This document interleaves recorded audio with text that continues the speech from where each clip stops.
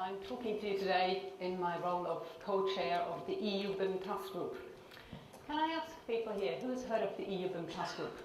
Who knows about the group? Well, that's great. Who knows that this group has published a handbook in July this year? Ooh. Who's read it? Hey, good. Thank you. Can I get more hands, please? Who in the room is a client? How many clients have we got? Not that many. Few. Who works in the public sector? Okay. Good. Okay. So what I'm going to talk about is the EU BIM Task Group. Who is this group? Why is it needed at all? Why do we need one? Why do we need a handbook in Europe? And actually, what's in the handbook? So let's start. Who is this group? It's 21 nations, currently EU members, who've come together, signed a letter of commitment, sent it to the Commission, and said, yes, we will officially support this group. And we will send representatives to the group, either from a ministry, could be a ministry for infrastructure, or the ministry for housing, etc., or from one of the biggest estate owners or public sector clients. So, for example, Norway is represented by someone from Statsbygg, Sweden from Trafikverket, the Netherlands from Rijkswaterstaat, etc. And Denmark, for example, from someone from the Housing Ministry. So this is the group that is 21 nations. And talking about Brexit, the UK has been chairing this group and also took a large proportion of the funding for the group in the last 2 years, and will remain in the group definitely, and might even continue to chair the group. And we just 2 weeks ago we decided that we will have Switzerland join the group as well. So it's not an EU exclusive club, it is more a European group, and I think that is good. That's good. That's what it should be. So they see themselves, the public sector, as a driver for innovation. And I think if we think of the public sector, we wouldn't necessarily think of it as a driver for innovation, but just looking at this group of public procurers, what is important about them? What characterizes them? So they are non-competitive, they are non-discriminating and transparent.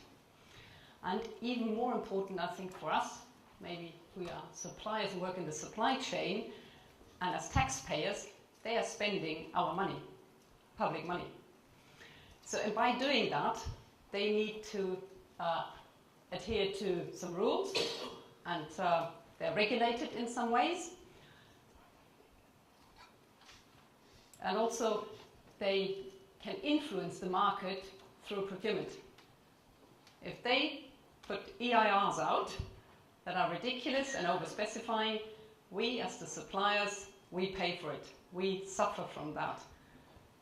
And also, they have the power to create a new environment and to drive things in a certain direction. That's what makes them a special group. We had a conversation over lunch. There's 2 more things that are probably also quite important. They are quite change-averse as a group and very risk-averse. And that's also something we need to understand about them as a group of procurers. So this group came together, and the remit for the group, or the scope of the work, was a 2-year funded program to develop a common framework for the introduction of BIM in Europe. And it was interesting to hear about the global adoption this morning of different policies. So this is now just for Europe. And the main deliverable was this handbook that we published in the summer. And the target groups are the public procurers and the estate owners and operators, and also the policy makers.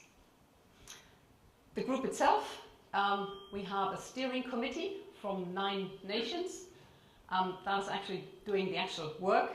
And then we have the General Assembly, the larger group, and that is then when everyone comes together, and that's what the picture you saw earlier, of 50 people or 60 people in Brussels with all the translation, etc. So quite exciting, these big meetings, and we've had 3 or 4 of the big meetings.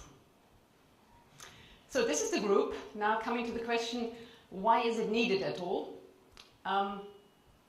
What the Commission was concerned about a few years ago is the rapidly evolving number of national BIM strategies. And there were more and more coming up. What does that mean from a European Commission's perspective for a European market?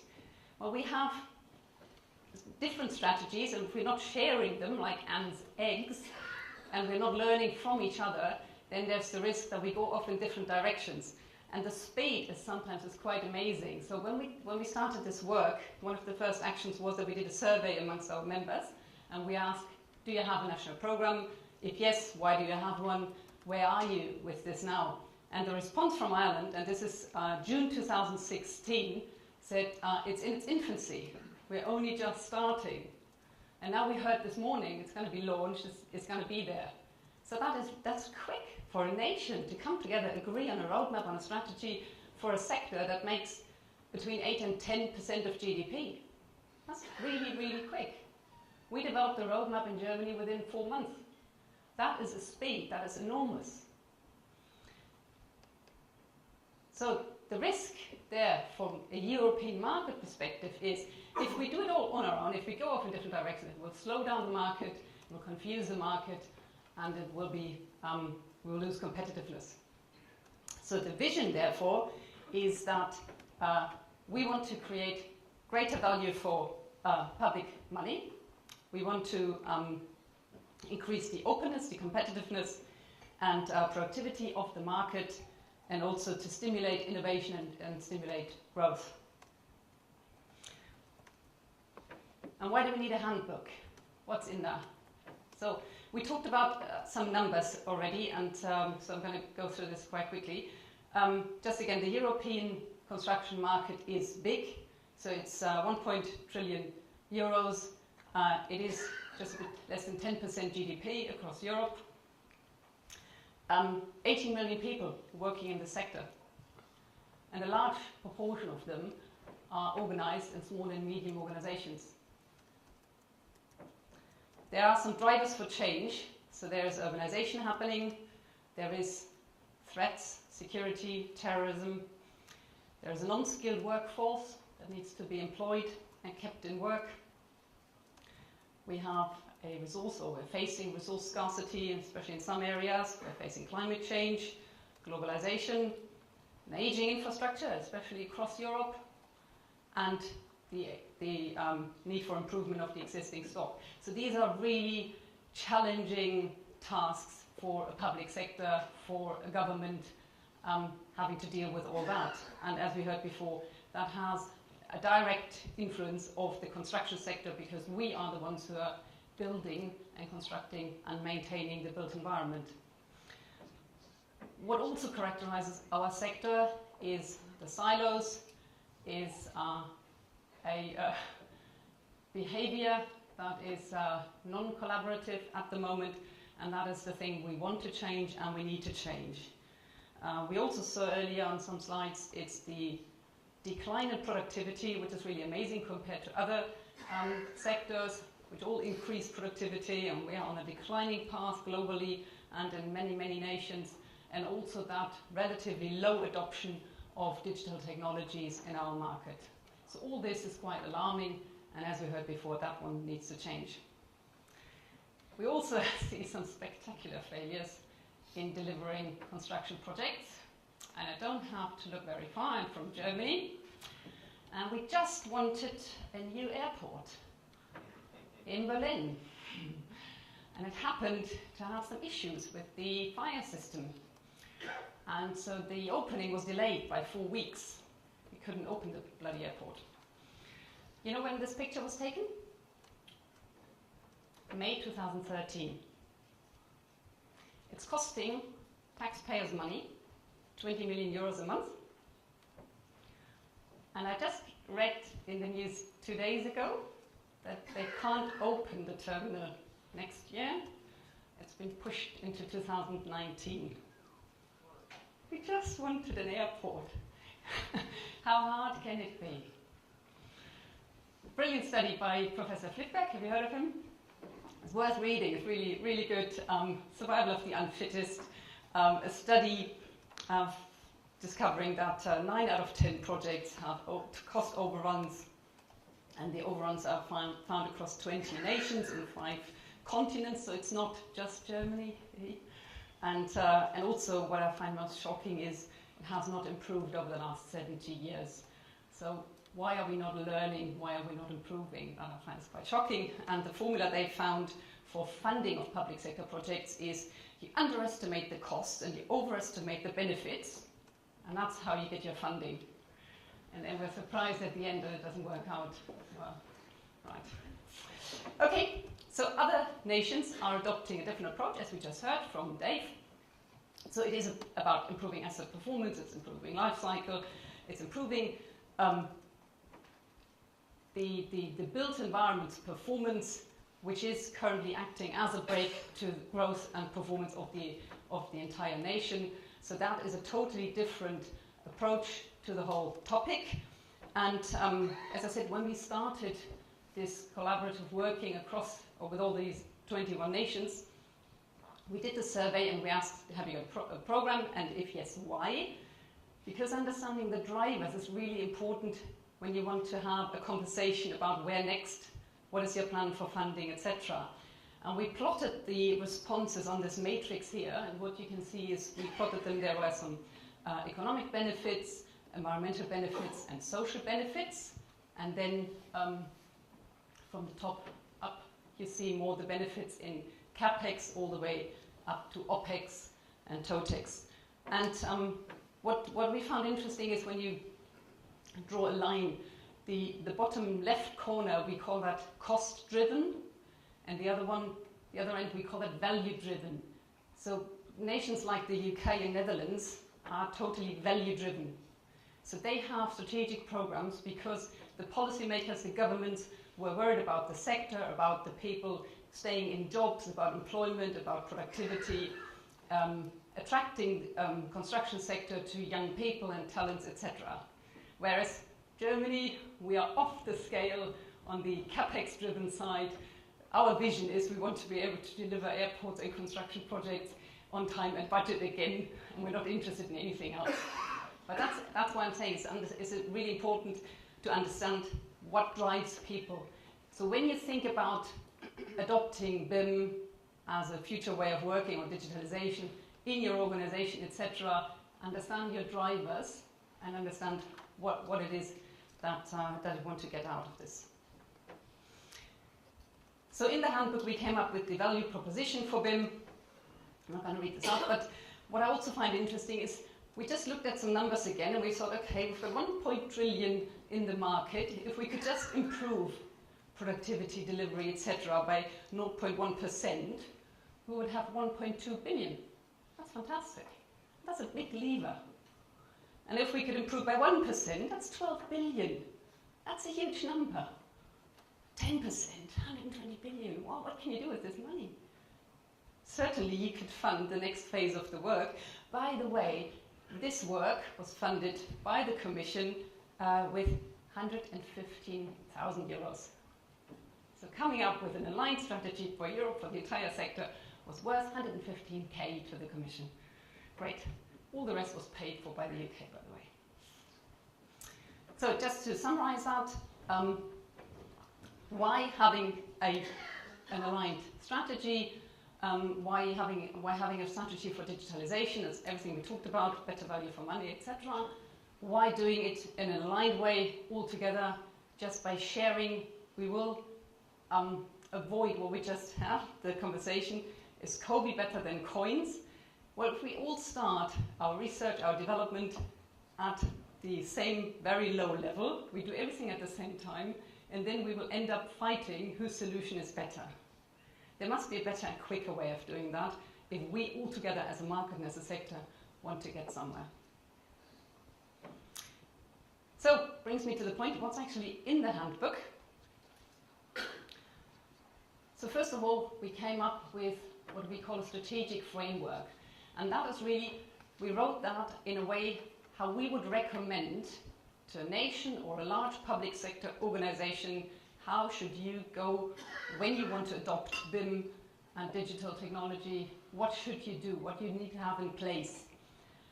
And this framework, at the bottom, it starts with public leadership. So the recommendation here is you should really develop your strategy, understand your drivers, as I said earlier, have some funding, have a stewardship team, have all that in place so that you are driving this top-down, which is something we heard this morning. Some things need to be or should be driven top-down. On the right-hand side, build a common collaborative framework. That means addressing technical issues, filling some gaps, legal issues, answering questions once, because the questions around IPR, etc., they are out there, they just need to be answered once, and then we can all use the same answer again and again.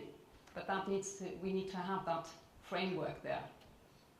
On the left-hand side, that's about communication, and that is about the communities, the BIM4s or whoever they are, that's the market, so you should communicate and get buy-in from all your suppliers and everyone else, so now we're working on this together, because only then we will get to the top, which is really create capacity in the market, and without capacity, it won't fly.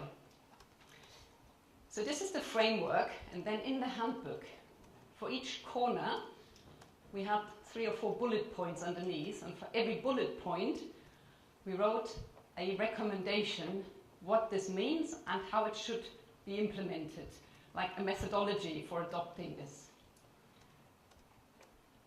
And then we provided case studies, and that is the feedback we get is that this is what people find most useful, is that we provide a case study, so how should it be done, what is the recommendation, and how has it been done before, and what lessons could be learned.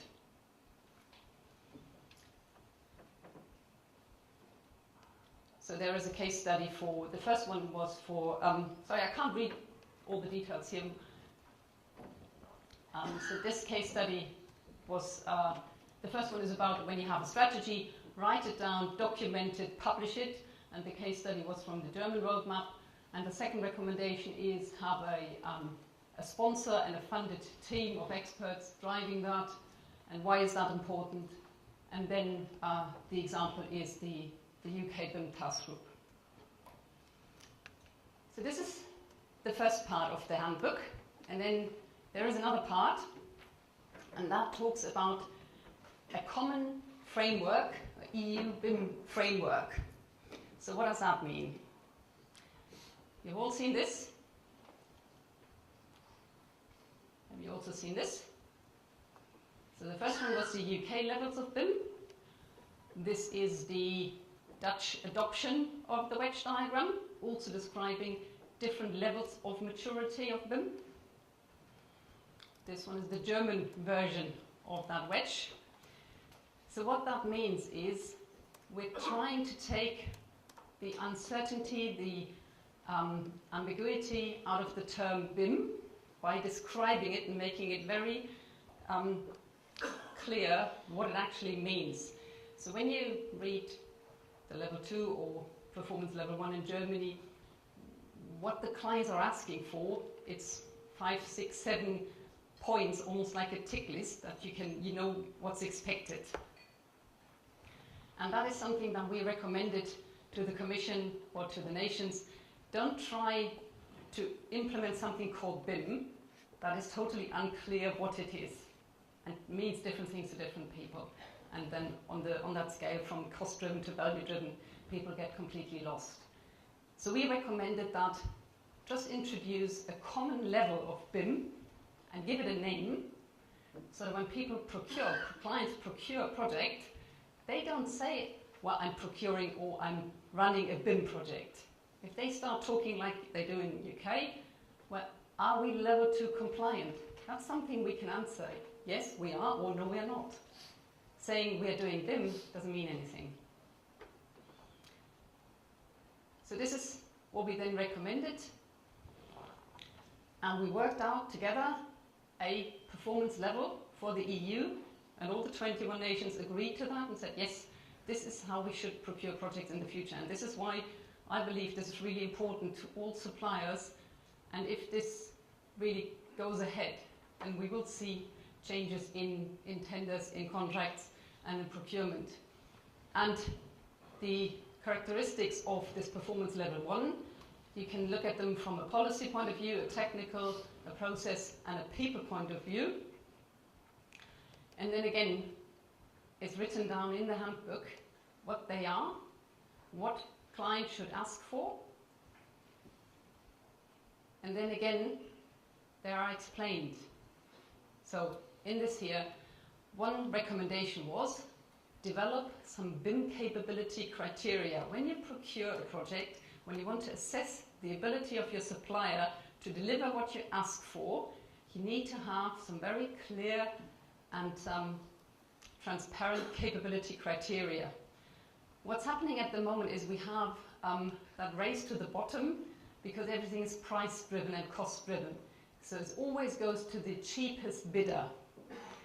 The law says the most economical advantages, most economical bidder. In reality, what happens, there's a poor person sitting in some, whatever, public sector client's office, giving the contract to the second cheapest bidder. The cheapest will go to court, will stop the project from going ahead for 6 months, and the person will have to defend himself for probably having made a very, very good decision, but has to go to court to defend himself. And that is what's happening in reality. That's where theory meets reality. So what we need are some quality criteria so that which we can give to people who are making good decisions, so that they don't even have to defend themselves, that they don't even have to go to court, because they can explain the decision they made in such a good way that there's no need for anyone to go to court. This is why I recommend, just one example of the recommendations, have these criteria. And that's not trivial to come up with really good quantifiable quality criteria. But it's been done before, and the case study we collected was from the Stockholm Bypass project in Sweden. The next example is from the people sector or quadrant in the circle, assign responsibility for data and information management. So we don't recommend, we would never say have a BIM manager on every project, because that's ridiculous. We don't want to give the role a specific name and every nation has to follow the same naming convention for this role. Why would we? But assigning a certain responsibility for something that is overlooked and underestimated at the moment, we believe is really, really important that nations do that and people do that.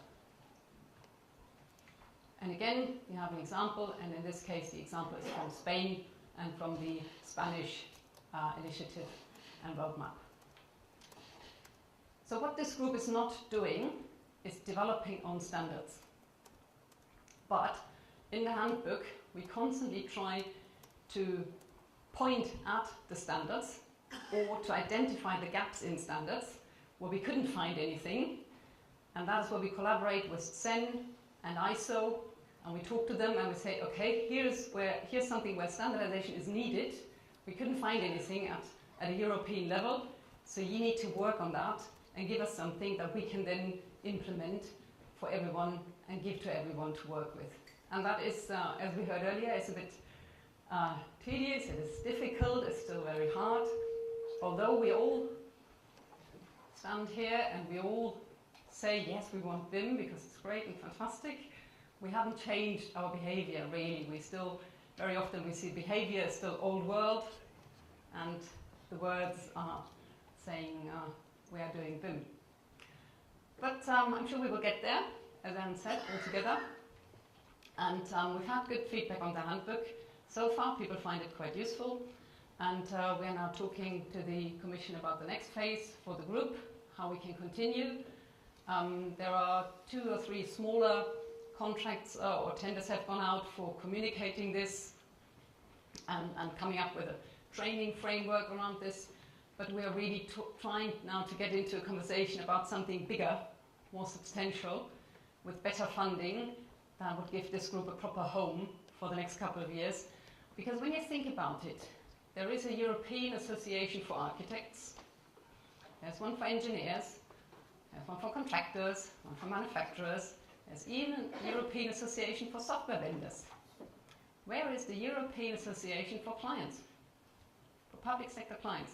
Where do they share their questions, their solutions, their strategies, etc.? It doesn't exist. But that might be a chance. If we can keep that, keep it going, we might have that kind of platform, and hopefully for us all move and drive it in the right direction. Good, thank you. This is what I wanted to show you from a European perspective.